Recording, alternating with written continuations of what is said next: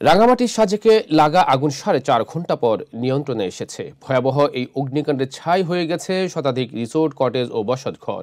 সোমবার বেলা 1:45টার দিকে বাঘাইছড়ি উপজেলার সাজেক ইউনিয়নের রুইলুই পর্যটন কেন্দ্রে আগুন লাগার এই ঘটনা ঘটে। দুপুরে সাজেক ইকো ভ্যালি নামের একটি রিসোর্টে আগুন লাগে, পরে তা আশেপাশের বসতঘর ও রিসোর্ট, কটেজে ছড়িয়ে পড়ে ভয়াবহ রূপ নেয়। এ সময় আতঙ্কিত কয়েকশো পর্যটক রিসোর্ট, কটেজ থেকে বেরিয়ে ছোটাছুটি করেন। সাজেক ফায়ার সার্ভিস কোনো স্টেশন নেই। আগুন লাগার 3 ঘন্টা পর বিকেল 4টার দিকে খাগড়াছড়ি সদর, দীঘিনালা ও পানছড়ি উপজেলার ফায়ার সার্ভিসের 11টি ইউনিট ঘটনাস্থলে পৌঁছায়। প্রায় 4.5 ঘন্টা পর বিকেল 5:15টার দিকে আগুন নিয়ন্ত্রণে আসে। সিগারেট ও বৈদ্যুতিক শর্ট সার্কিট থেকে আগুনের সূত্রপাত বলে প্রাথমিকভাবে ধারণা করা হচ্ছে।